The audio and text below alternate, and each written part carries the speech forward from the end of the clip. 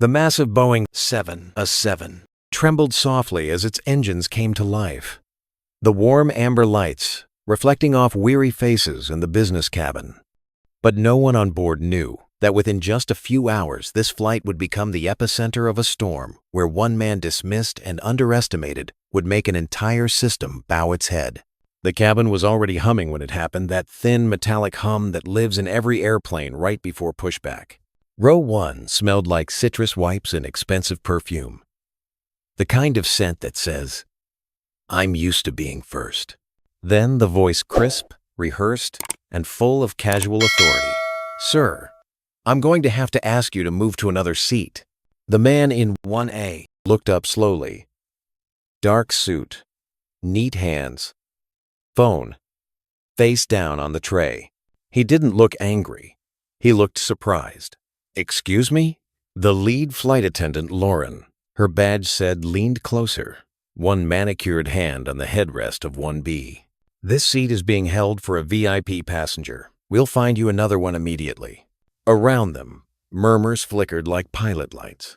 A man with earbuds lowered his music. Someone's phone camera tilted up. Darius Cole blinked once, twice, as if waiting for the punchline. "A VIP?" "Yes, sir. He'll be boarding in just a moment." "And you're asking me to move because?" Lauren smiled, the professional kind. "Because he's a very important passenger." Darius tilted his head, voice soft. "Important in what way?"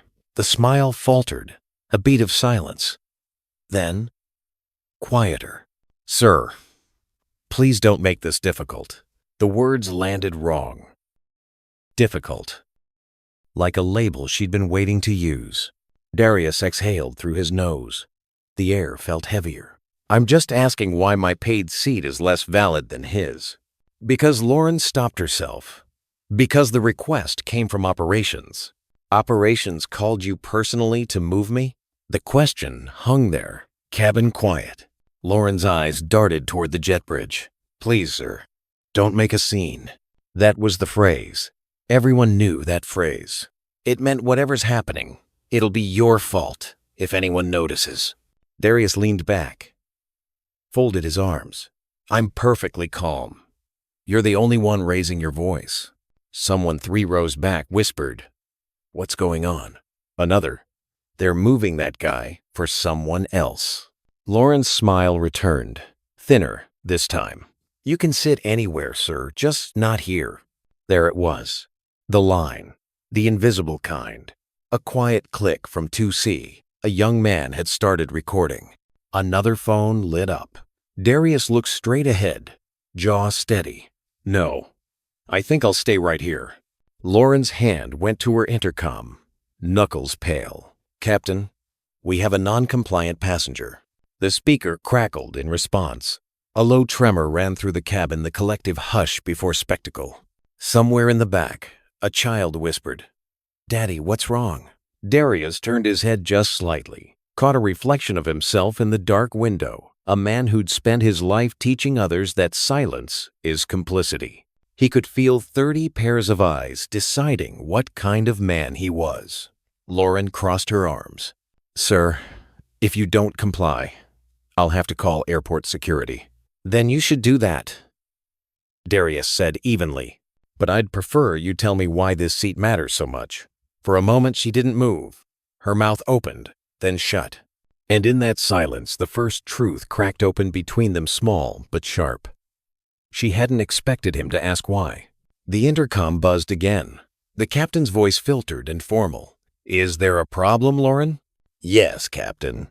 Passenger in 1 Ampere refusing relocation." "Copy. Confirm cause?" She hesitated just long enough for the whole first row to notice. "Special accommodation for a premium guest," she said finally. The cabin stirred again. Someone muttered, "Premium." Darius looked at her. His voice was calm, almost tender. "What kind of premium is that?" Lauren didn't answer. She just straightened her jacket, turned toward the aisle, and said the sentence that would ignite everything that followed. "Security will handle this." The hum of the plane was still there, but now it sounded like a warning.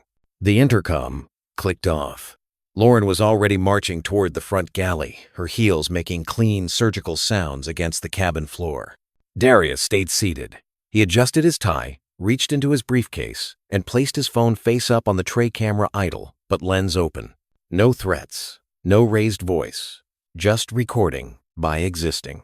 Row 1 had gone completely still. Across the aisle, a 20-something passenger with a hoodie and wide, nervous eyes whispered to his camera, "Okay, so this dude just got told to move for a VIP." The words floated across the silence, like the start of a storm no one wanted but everyone needed to see. Lauren came back with her professional smile reattached, the one flight attendants wear when turbulence is emotional, not physical. "Sir, operations has confirmed seat reassignment. If you'll please gather your things." "I'd like to see that confirmation," Darius said. "Excuse me? You said operations confirmed, so show me the note, the system log, whatever form that takes." Lauren blinked, a flicker too long. Her tablet was in her hand, screen locked. "Sir, passengers don't have access to our internal communication." "I'm not asking for access," Darius replied quietly. "I'm asking for truth." That line landed with surgical precision, soft tone, lethal meaning. From the rear, a faint metallic ding. Seatbelt sign still on. The jet bridge door was still open. The air from outside was cold, laced with jet fuel. Lauren's smile didn't move, but her fingers tightened on the tablet. She turned slightly, whispering to the junior attendant behind her, a young black woman, mid-20s, hair pulled tight, eyes flickering between the tablet and Darius. "Amara." Refresh the manifest. It was the first time her name had been spoken. Amara hesitated, thumb hovering over the screen. The digital manifest pulsed blue, then stalled. Sync error. Connection lost. "It's still loading," she murmured. "Try again," Lauren hissed. "Now." Amara tapped again. 88%. 91%. Connection timeout.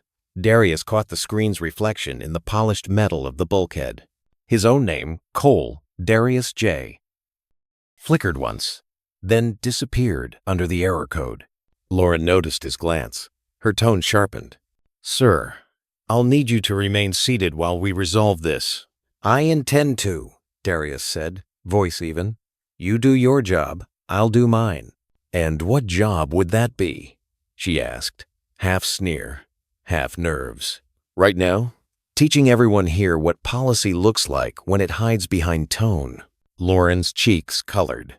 Someone in row 3 whispered, "He's not yelling, he's just winning."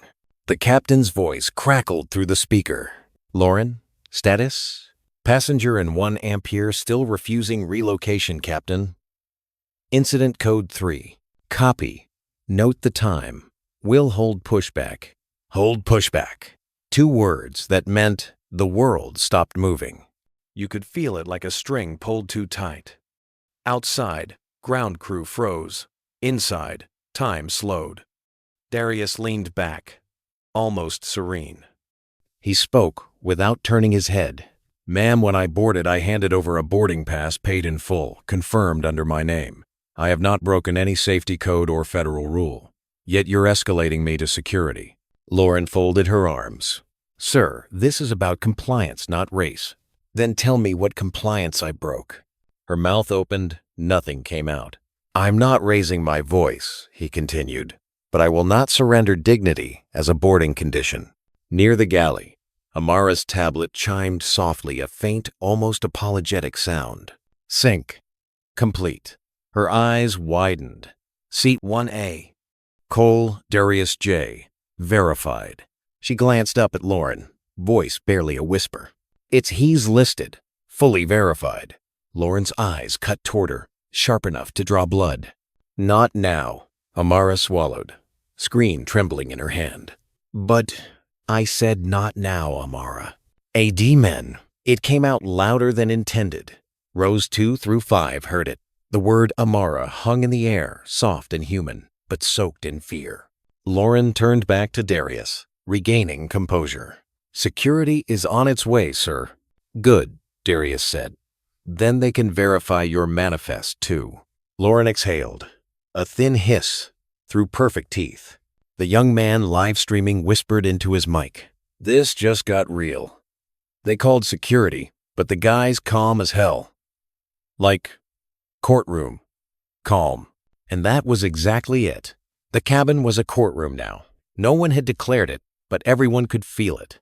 Lauren versus logic. Policy versus person. Truth buffering at 91%. The intercom chimed again. Operations to flight deck confirm delay. Pushback, -9 minutes. Every sound in the plane seemed amplified. Air vents, hissing, buckles clicking. One nervous cough that sounded like a gunshot in church. Darius folded his hands. 9 minutes then, he said softly. That's enough time to find out who's really first class. The cabin had gone unnaturally quiet. The kind of quiet that eats sound instead of holding it. Even the air vents seemed to hesitate. Outside the windows, the jet bridge was still connected. The light from the gate spilled into the cabin in sterile squares. A delay.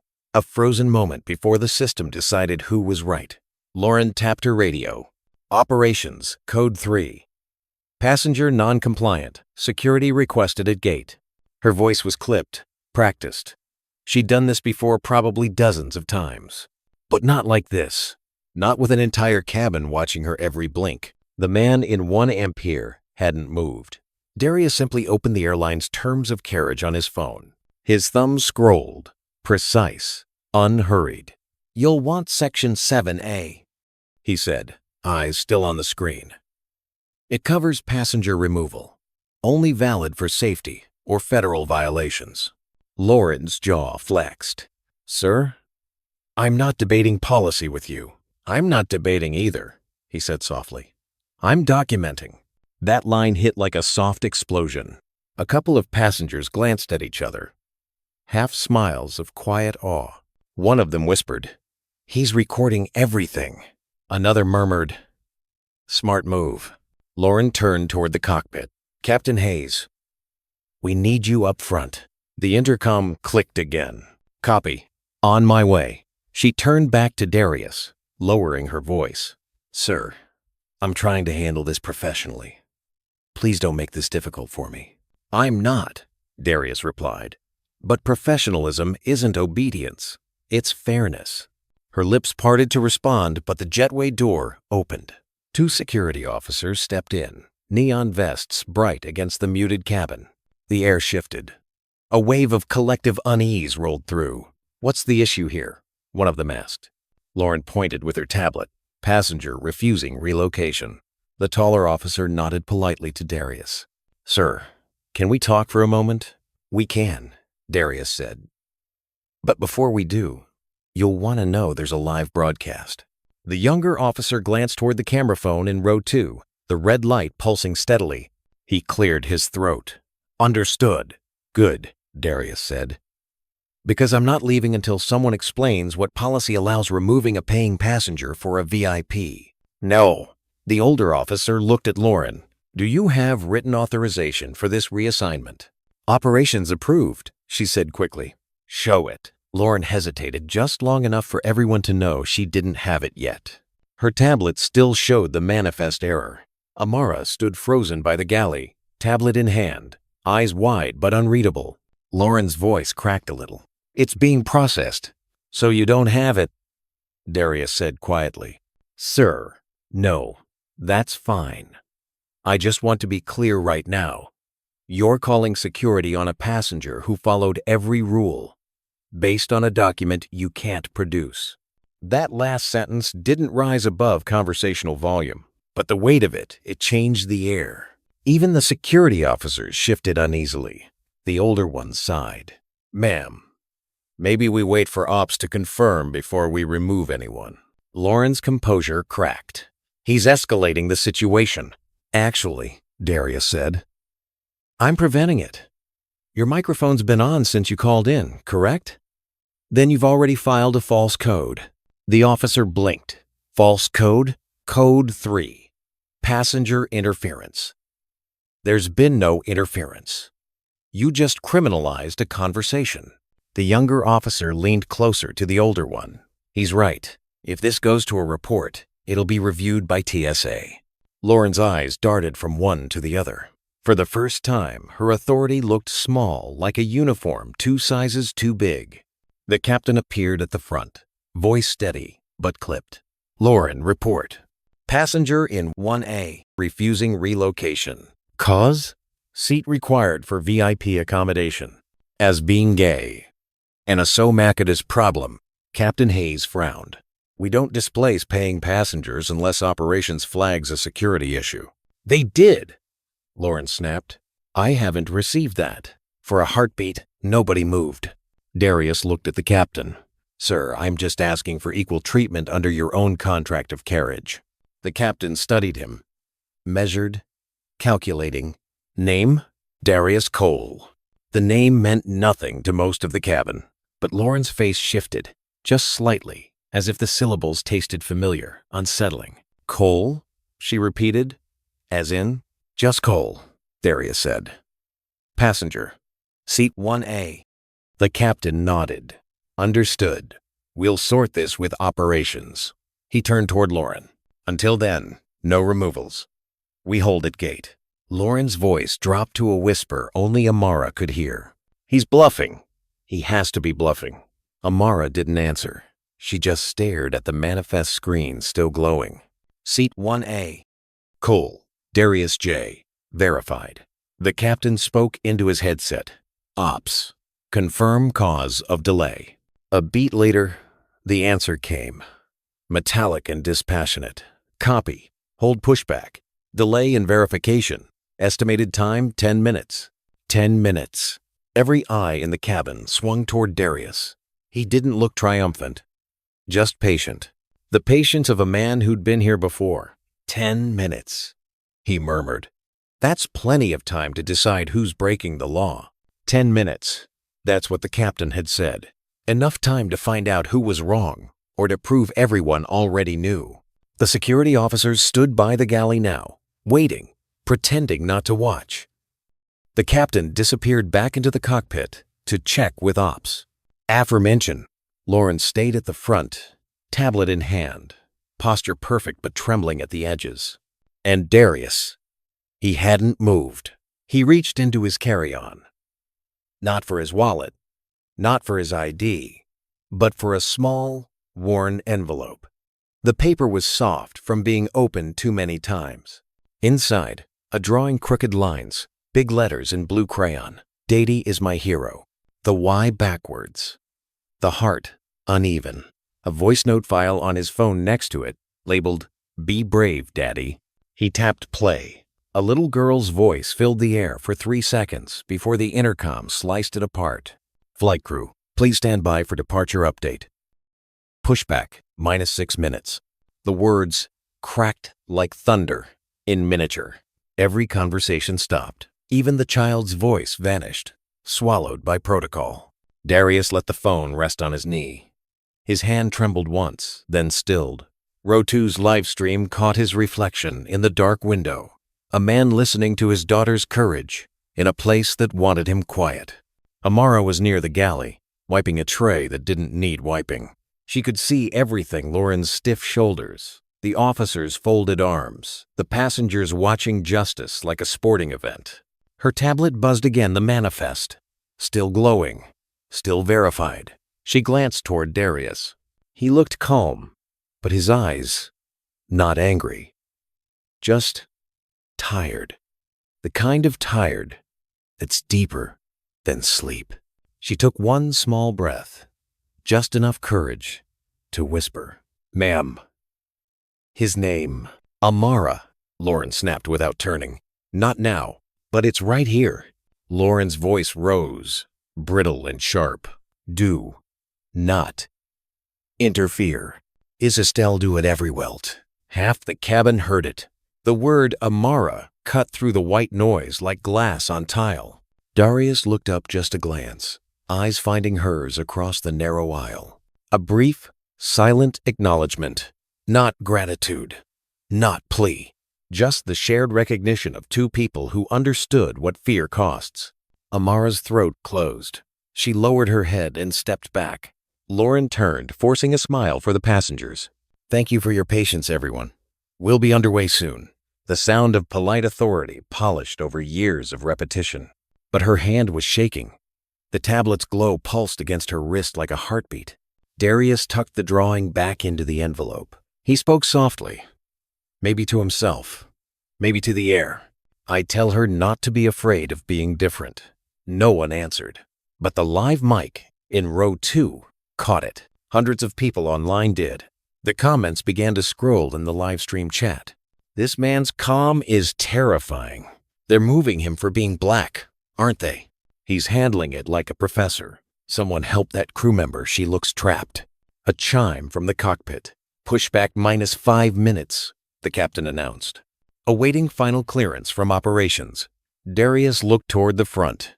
"Miss Lauren, you have 5 minutes to show me one written policy that justifies this." "Sir, I don't owe you."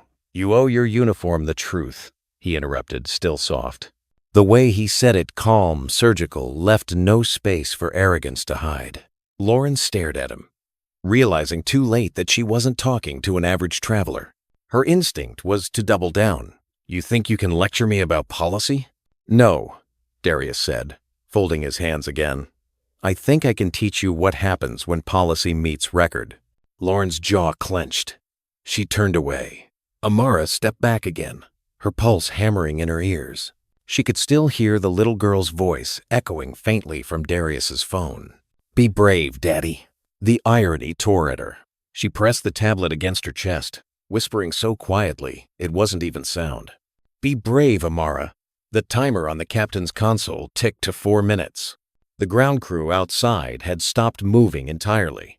The air in the cabin was heavy, pressurized not by altitude, but by truth.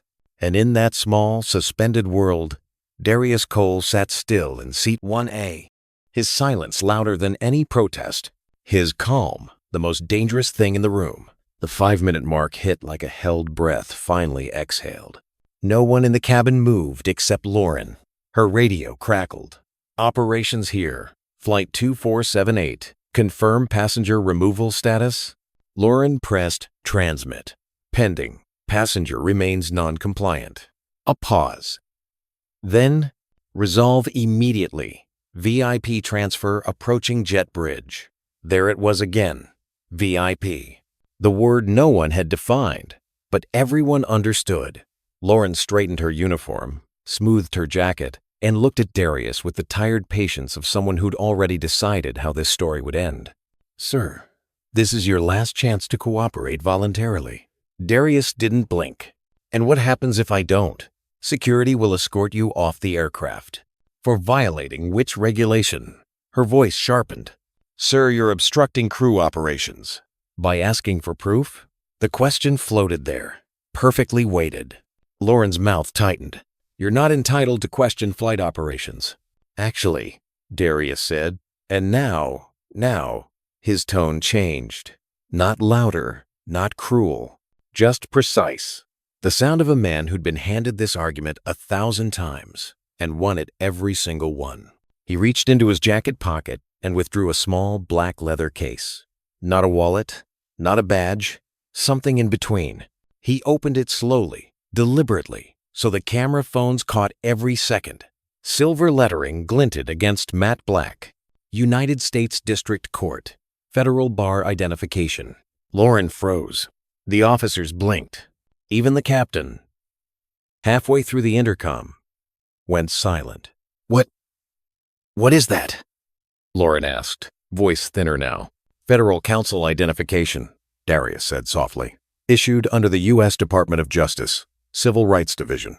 A ripple moved through the cabin, the quiet kind that feels like thunder about to start. "So," Darius continued, folding the case shut, "before you finalize that removal, I'd advise you to remember that your airline operates under Title II of the Civil Rights Act. That means public accommodation.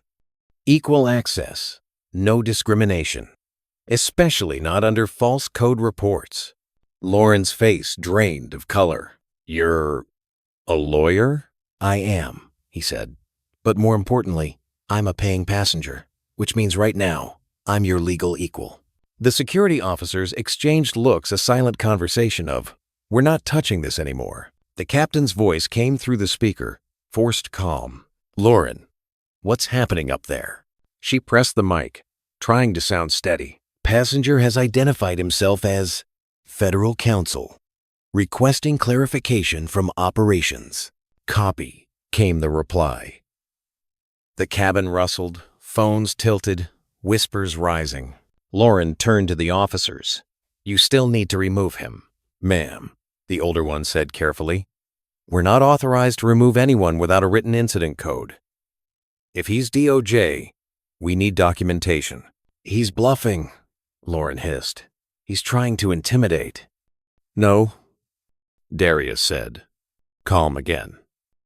"I'm trying to remind you how paper trails work." He lifted his phone, scrolling once. "Right now, you've already logged an incident under a false interference code. That's a federal violation of 14 CFR Section 91.11. The penalty, if proven, can include termination and criminal charge." Lauren's lips parted. "You can't." "I can quote it," Darius interrupted. "I helped draft the review framework in 2019. A sound rippled through the passengers' gasps, low exclamations. Someone in the back whispered, "He helped write the law?" Lauren took a step back. Her authority had shifted, no longer command, just costume. "You think this makes you right?" she said quietly. "No," Darius replied. "It makes you accountable." The captain emerged from the cockpit, expression unreadable. "Mr. Cole," he said, "would you be willing to de-escalate this so we can proceed?" "Captain," Darius said politely, "I have no interest in disrupting your flight, but I won't vacate a seat I paid for so someone else can feel more entitled." "It's stowed." "This isn't about entitlement," Lauren interjected. "Then what is it about?" Darius asked, finally, turning to face her fully. "Because if you say safety, you'll need to specify the threat. If you say policy, you'll need to cite the clause. And if you say VIP, then you'll need to explain why your manifest verified my name 10 minutes ago." Lauren blinked. "What?" "Ask your junior attendant," Darius said softly. She saw it. Amara's breath caught. The words hit her like a chord struck too loudly in a quiet room. Lauren turned sharp, defensive. "Amara, did you?" "Ma'am," Amara stammered. "The manifest it did verify."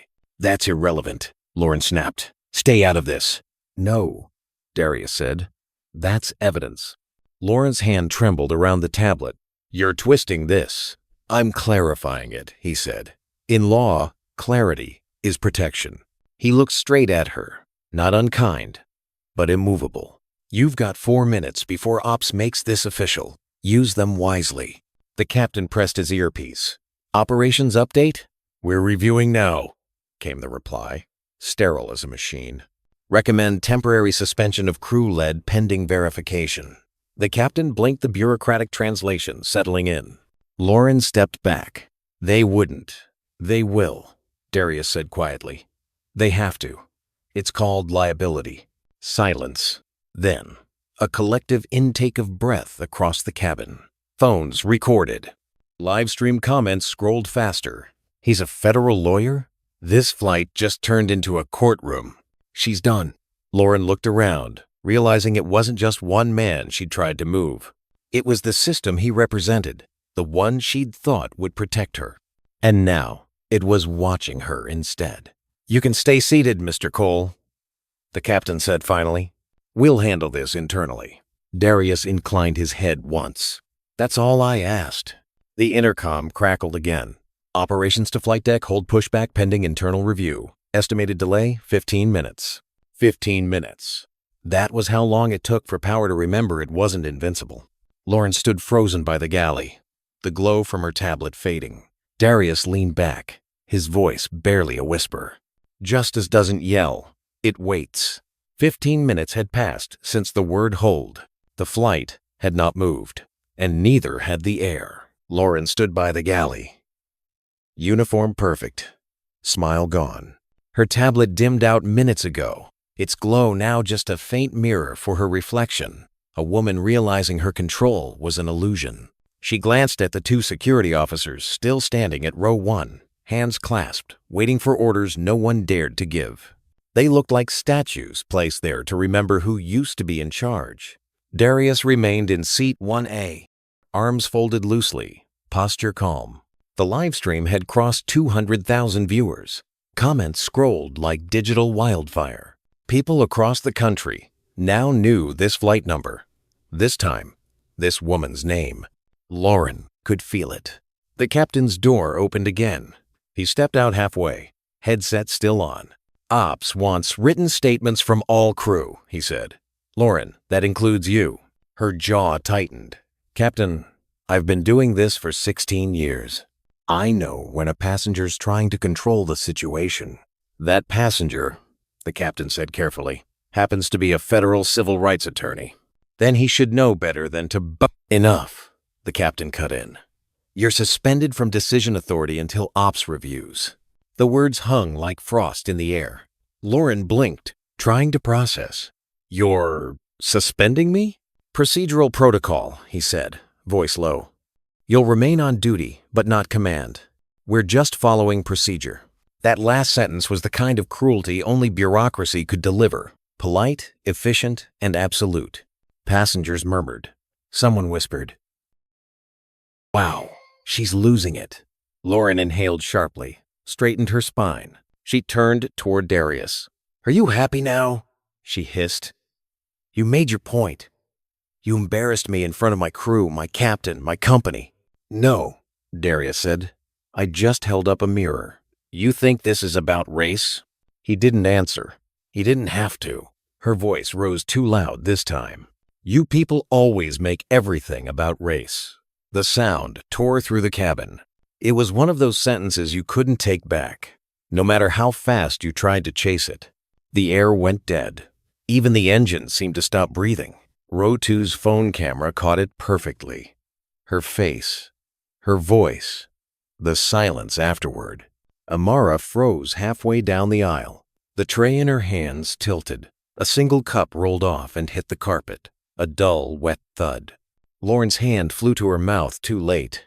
Her eyes darted to the cameras, to the captain, to Darius. "I didn't mean—" "You did," Darius said softly. "You just didn't mean to say it." He stood up slowly, the cabin shrinking around his height, his calm. Every eye followed him. "Captain," he said evenly. That sentence captured on multiple recordings just shifted this incident from procedural to discriminatory. Title 2, Section 201A, Paragraph 1. Public accommodations.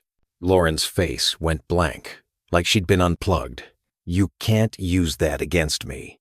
"I don't have to," Darius said. "You did that yourself." He looked toward the security officers. "Gentlemen, I'd advise you to log this as an official discrimination event. You'll want to protect your reports before ops edits them." The older officer nodded, unsure if he was agreeing or just surviving the moment. The captain spoke into his mic. "Operations, we have escalation possible Title II violation, documented on passenger devices." "Copy," came the tin reply. "Hold further action. Legal team reviewing." Legal team. The words alone meant corporate panic. Lauren slumped into a jump seat, staring at her own hands like they no longer belonged to her. Darius exhaled, not triumph, not anger, just exhaustion. He looked at her. His voice, a whisper, meant only for her. "Do you understand why silence is dangerous now?" She didn't respond, but Amara did not aloud, not yet. Her lips moved around the words yes like a confession she hadn't earned the right to speak.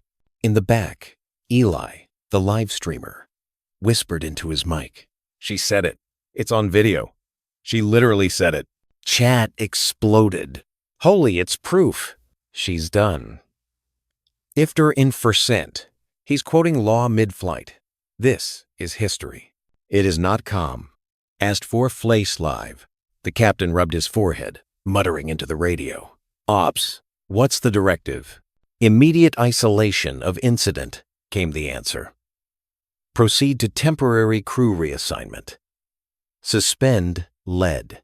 The captain sighed. Understood. He turned toward Lauren. Company's decision.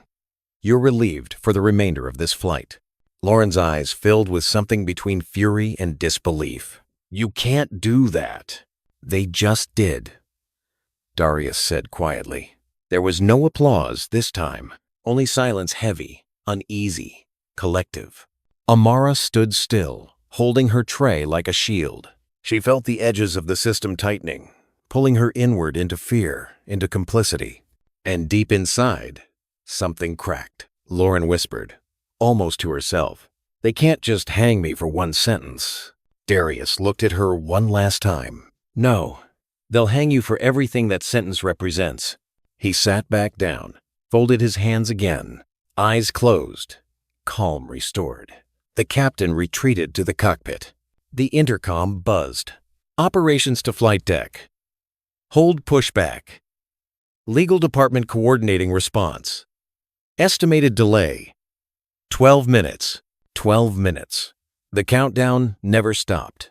Justice, it seemed, was always a little late, but it was coming. The silence after Lauren's suspension was the wrong kind of quiet. It wasn't peace, it was pressure held by paperwork. The captain remained in the cockpit, voice low through his headset. The words, legal, contain narrative, no admission of bias, drifted faintly from the door. Darius sat motionless. His calm had weight now, so heavy the cabin could barely breathe around it. Amara stood near the jump seat, frozen between duty and dread. She had just watched her superior collapse, and yet the air felt no cleaner. It smelled like bureaucracy, cold, metallic, and safe for everyone except the truth. The intercom chimed. This is your captain speaking. We apologize for the delay. We're finalizing an internal review and expect to push back shortly. Internal review. The phrase that meant nothing will happen, but we'll pretend it did. The live streamers murmured. Internal review equals cover-up. They're trying to end it quietly. Lauren sat at the far front, head bowed, silent. She wasn't the threat anymore. The threat now had a logo and a PR department. Darius turned to the two officers still standing near the door. Gentlemen, I assume you're waiting for instructions. Yes, sir, the older one said. Ops advised we stand by. They're assessing. Assessing what? Darius asked. The footage? The quote? The potential lawsuits? The man didn't answer. He didn't have to. A tone from the cockpit. Ops to Flight 2478 directive received. Proceed with passenger retention. Remove lead attendant from active duty. Issue statement. Procedural miscommunication. Do not confirm discrimination allegations at this time. Lauren looked up, dazed. Procedural miscommunication, she whispered. Even she knew what that meant. The captain stepped out. His face the practiced neutrality of a man obeying orders he no longer believed in. Miss Lauren, Operations has decided to relieve you for this flight. You'll be debriefed post-landing.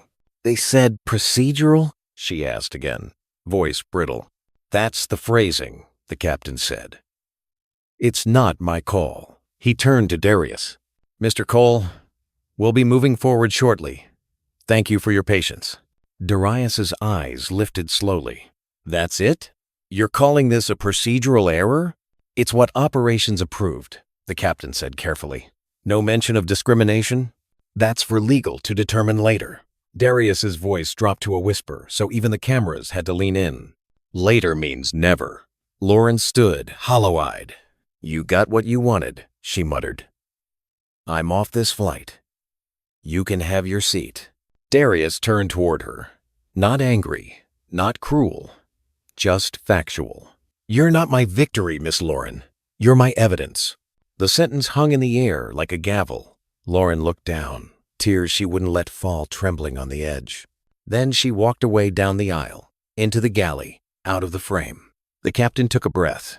Ladies and gentlemen, we appreciate your understanding. We'll be underway soon. Polite applause followed thin, uncertain, more reflex than relief. The livestream comments surged again. They're burying it. He's not done. Watch his face. You can feel he's about to call them out again. They were right. Darius leaned forward, elbows on knees, voice steady but resonant.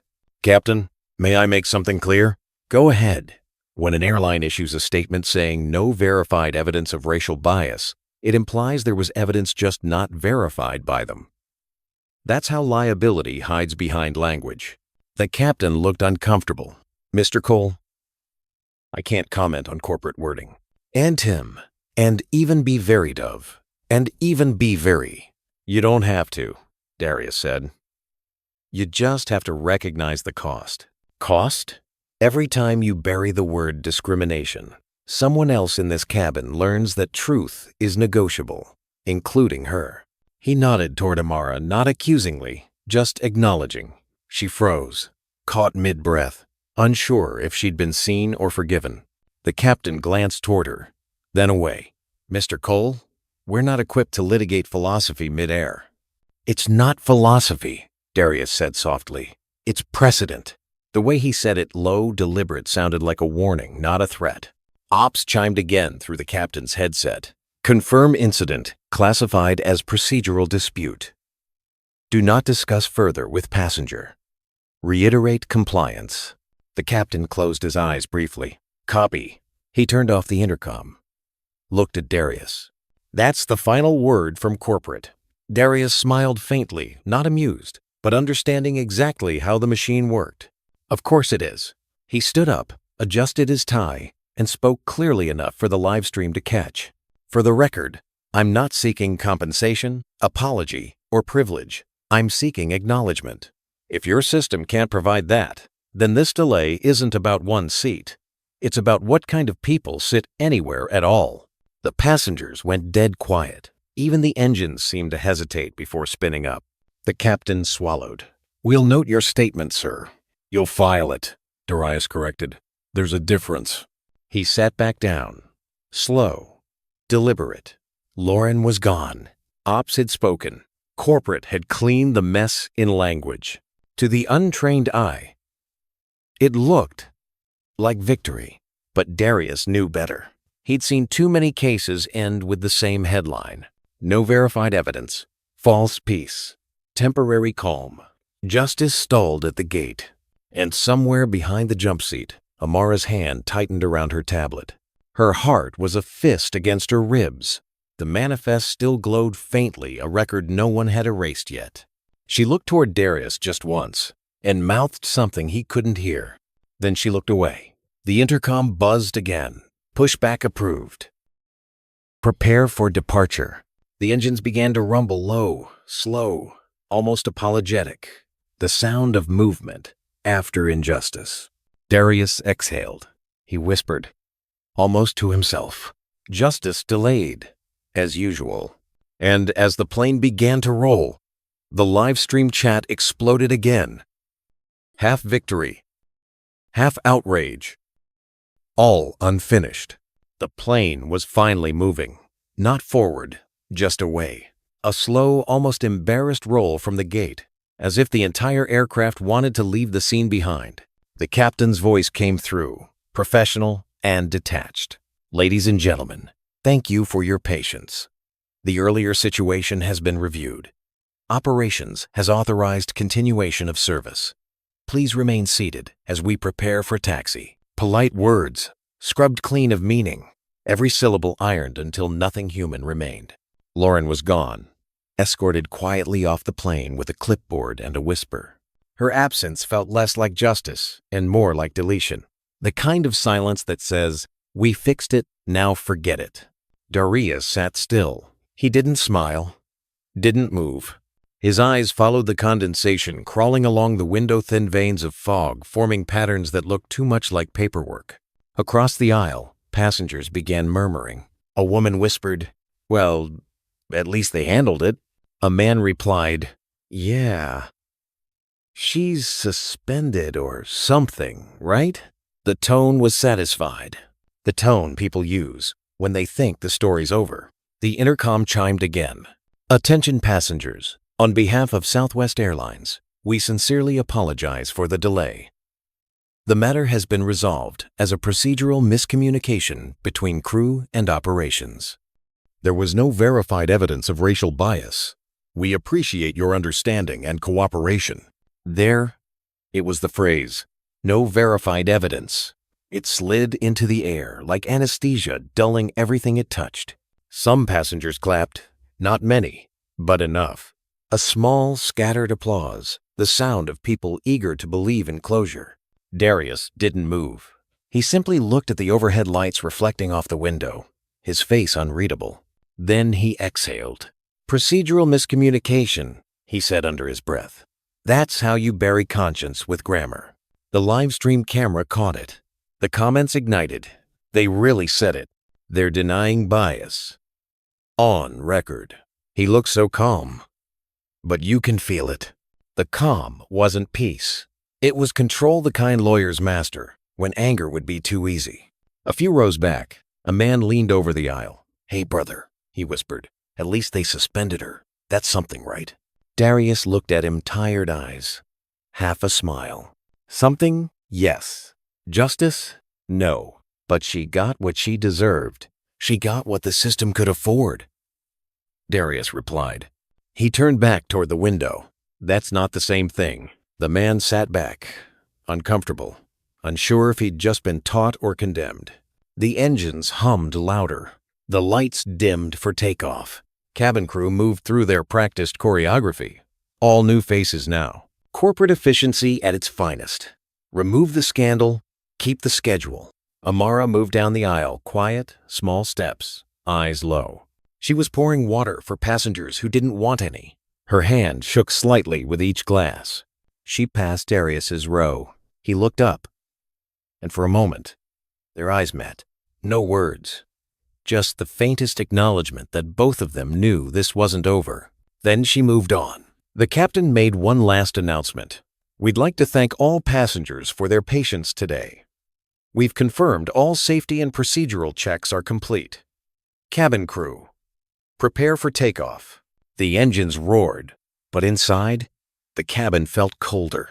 Darius closed his eyes. For the first time, he looked weary, not defeated, but deeply, achingly tired. The kind of tired that comes from knowing the truth won't make it into the report. He opened his eyes again, pulled his phone closer. The live stream feed was still rolling, hundreds of thousands watching, thousands commenting. He scrolled through a few lines. Procedural miscommunication? They're gaslighting him in real time. Say something, man. He typed 3 words in the chat window. Justice isn't paperwork. Then he locked the screen. The plane tilted slightly, aligning with the runway. A long pause before the surge. That moment, that half-second before movement, felt exactly like denial. Stillness pretending to be calm. The cabin lights dimmed further. Amara took her seat at the rear jump seat, hands clenched, chest rising and falling too fast. Her mind was racing. She'd heard the statement. She'd watched the man they'd wronged sit in silence while the company congratulated itself for resolving it. And she knew with terrifying clarity that the only reason no verified evidence existed was because she hadn't spoken. Her reflection stared back at her in the metal wall of the galley eyes, wet, jaw set. She whispered to herself, barely sound, "Be brave." The same words she'd heard from his phone hours ago. The same words he'd taught his daughter. The engines began to roar, the cabin pressing back as the plane lunged forward. Metal, speed, denial all at once. As they lifted off, Darius whispered to no one. Justice delayed. Again. He didn't know it yet, but somewhere behind him, a conscience had decided not to stay silent much longer. 30,000 feet above ground, the cabin finally exhaled. Engines steady, seatbelt lights on, corporate order restored. On paper, everything was fine. But inside, the air was heavy, the kind of quiet that hides guilt. Even the hum of the engines felt nervous. Darius sat still, hands folded. He'd won, technically. He'd kept his seat, kept his dignity, kept his calm. And yet, the victory tasted like metal cold, sterile, unsatisfying. He looked out the window. Clouds passed below, vast and soft, a world too quiet to hold injustice. His reflection looked back at him, a man who'd spent his life fighting battles that ended in policy statements. He whispered to himself, "We win the case, but lose the truth." In the rear jump seat, Amara's heartbeat refused to match the rhythm of the engines. Every announcement since takeoff had echoed inside her skull. No verified evidence. Procedural miscommunication. She'd heard that phrasing before, in training modules, in staff briefings, in her own evaluations. Language designed to sound neutral, but built to protect only one side. Her tablet still held the manifest record. Seat 1A. Cole, Darius J. Verified. A digital truth, glowing quietly in her lap. She thought of the little girl's voice she'd heard from his phone. "Be brave, Daddy." She remembered his calm, his restraint, the way he'd looked at her after Lauren snapped. That look wasn't accusation. It was invitation. And suddenly, the truth was too heavy to carry alone. Up front, the captain spoke through the intercom again. Voice calm, almost relieved. "Ladies and gentlemen, we are cruising at 34,000 feet. Estimated arrival in 1 hour and 20 minutes. Again, thank you for your patience and cooperation during today's earlier delay." Polite applause followed, short, awkward, obligatory. Darius didn't move, but something in him clenched. His jaw, his fingers, his faith. This is how it always ends, he thought. Noise, then quiet. Rage, then silence. He could feel the world already forgetting. Then it happened. A soft click. The overhead speaker crackled, not the captain's steady tone, not the corporate script. A human hesitation. Breathing into the microphone. "This is Amara Green, flight attendant, crew member." Her voice shook on the first syllable, then steadied itself. Every head turned. I need to say something." The captain's door flew open. "What the—" But Amara kept speaking, voice growing stronger with every word. "There was evidence. I saw it. I heard it. I verified Mr. Cole's name on the manifest before the system froze. I told my supervisor. I was told to stay quiet. And I did." The cabin froze. A pin could have fallen and sounded like thunder. They said it was a procedural error. It wasn't. It was discrimination. And I was part of it by staying silent. The captain reached for the intercom override, but stopped. He looked around the cabin. Every phone was up. Every passenger filming. Every eye watching. There was no overriding this. Not anymore. Darius turned slowly in his seat. For a second, he didn't even breathe. He just looked at her. The young woman who'd been invisible for 8 beats of story, now standing in the aisle, trembling but unbroken. Their eyes met, and in that instant, every beat of silence from before every near sentence cut off by a radio, every whisper swallowed by fear came rushing back in reverse.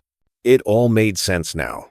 Amara held the mic with both hands, as if it were the last solid thing in the sky. "To the passengers, I'm sorry for my silence. To Mr. Cole, I'm sorry for not being brave when I should have been." She took a breath that sounded like rebirth. "This isn't just about a seat. It's about who gets to feel safe while sitting down." Gasps, murmurs, tears, phones recorded. Live stream comments exploded faster than the feed could keep up. This is courage. She did it. She said it. History is happening at 34,000 feet. The captain finally spoke quietly, not through the mic, just toward her. "Miss Green, you understand this is on record now." "Good," she said. "It should be."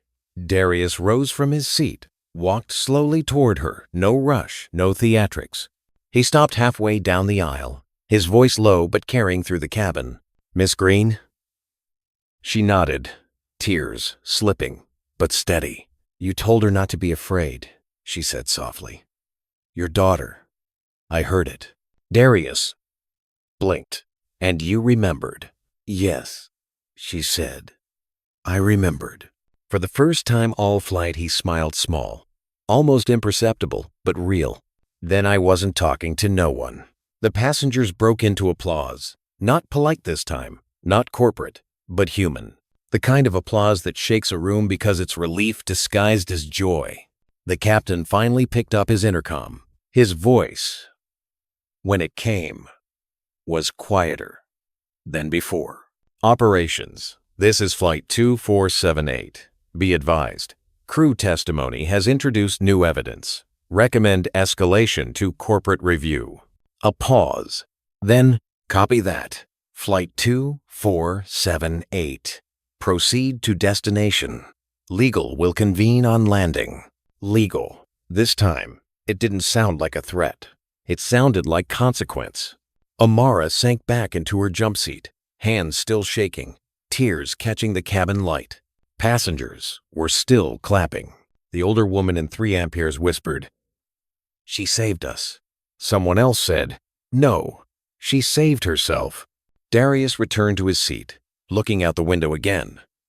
But this time, the reflection looking back at him wasn't weary. It was proud, quietly, fiercely proud. He whispered, just loud enough for the nearby mic to catch it. Justice doesn't need power, just courage. Outside, the clouds parted, a thin break of gold sunlight cutting through the gray. It washed over the wing like a benediction. Inside, no one moved for a long time. Everyone was afraid that if they spoke, the moment might disappear. The descent began long before the plane tilted downward. It began the moment truth entered the air. The engines softened. The cabin lights brightened from twilight blue to pale morning gold. Passengers stirred, eyes red, phones out, whispers carrying through the aisle like prayers. Darius sat still, watching clouds thin into coastline. The world below was waking up, and so was something inside him. Amara sat at the rear, staring at her folded hands. Every few seconds, she glanced toward the cockpit, half expecting the captain to call her in, half dreading it. He didn't.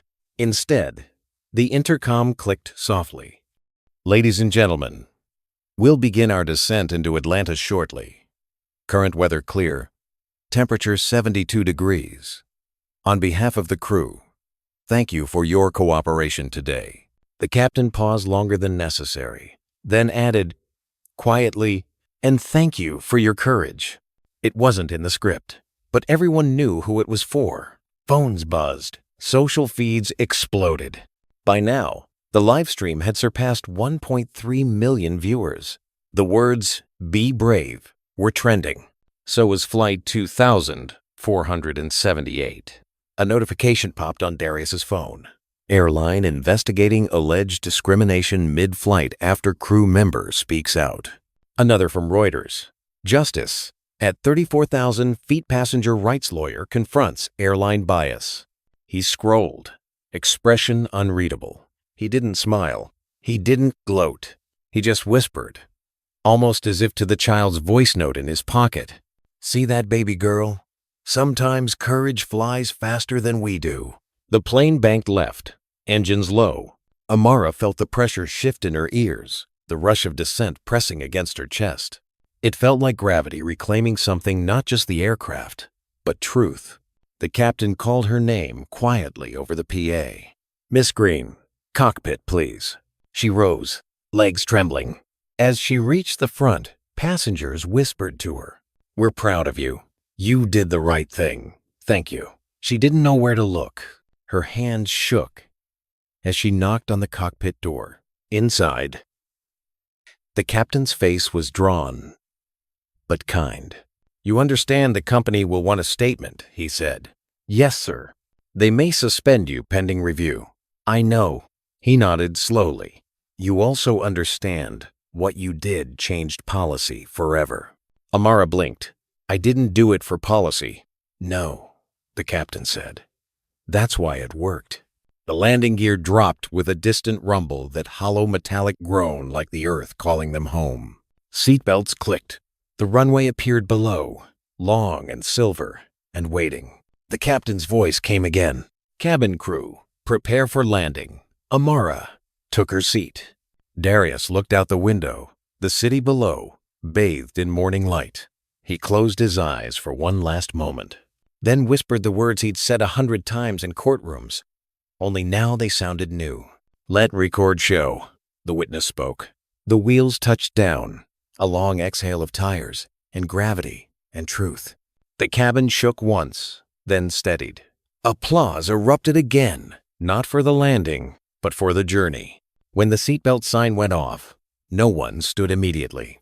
People waited reverent, almost ceremonial. Darius rose, retrieved his briefcase, turned to Amara. She was standing now, tears drying, posture taller than it had ever been. They met halfway in the aisle.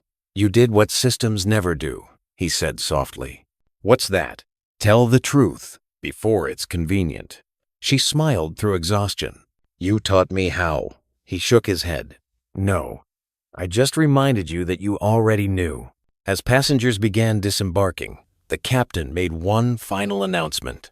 "Before you leave, please note, Southwest Airlines has issued a statement committing to an independent review of flight discrimination policies and crew training standards. Corporate representatives will meet this aircraft on arrival." The cabin erupted in murmurs. One woman whispered, "They actually admitted it." A man replied, "That's the first time I've heard them say the word discrimination out loud." It wasn't a revolution, but it was a start. At the gate, reporters and airline officials waited. Phones, flashes, microphones, the chaos of accountability. Darius stepped out first, the morning sun hitting his face. He blinked once, as if seeing daylight for the first time in years. A reporter shouted, "Mr. Cole, will you press charges?" He paused, adjusted his tie. "No," he said, "but I will press change." Another voice called, "Do you think this will really matter?" He turned slightly, eyes calm, voice clear. If a truth is spoken at 34,000 feet and the world hears it, it matters. Behind him, Amara exited quietly. No cameras, no entourage. Just her, still in uniform, hair slightly out of place, steps measured but unafraid. A supervisor approached her. "Miss Green, corporate wants to debrief you immediately." She nodded. "Then let's start with this," she said. "No one should lose a seat or their voice because of what they look like." The supervisor hesitated, then simply said, "Understood." For once, the word sounded sincere. Outside the terminal, the sun had fully risen. Darius stood by the window overlooking the tarmac. Amara joined him, still clutching the folded manifest printout she'd made in the galley moments after landing. "Proof?" he asked. "Memory," she said. "Proof fades. Memory fights back." He smiled. "You'll make a good lawyer someday." She laughed softly. "Maybe I'll just keep flying. Someone has to keep eyes open up here." They both looked out the window, the same plane they'd been trapped in, now refueling under gold light, ready for another journey. Neither of them needed to speak. The silence this time wasn't fear. It was peace. The terminal speakers crackled overhead. Southwest Airlines would like to reaffirm its commitment to equality and accountability. Effective immediately, a full diversity and bias review will be initiated across all flight operations. People clapped again. Some smiled. Some cried. Most just stood still, listening.